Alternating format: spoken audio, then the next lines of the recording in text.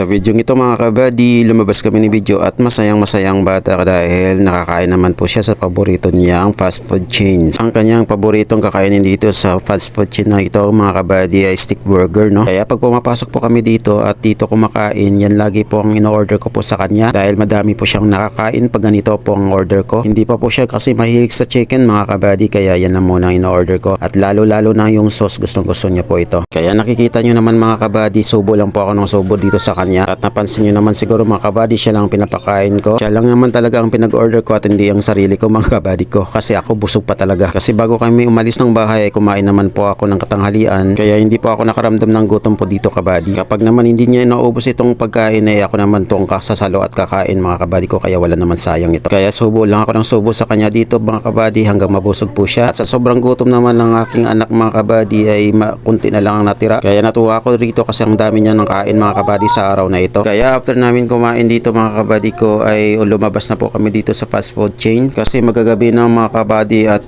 pupunta pa kami sa mga bilihan ng mga household product na bibili natin mga kabady. At baka naman mamamadali na naman ako at masaraduhan kami ng store mga kabady. Kaya hindi na ako nagtumpik-tumpik dito at sumakay na at papunta doon sa aking bibilhan. At 6 PM na nga kami dumating doon mga kabady ko at sabay ako nagtanong kung anong oras sila magsasara mga kabady ko at sabi 7 PM daw. Ay halam, hanggang dito na lang. Salamat. Bye-bye.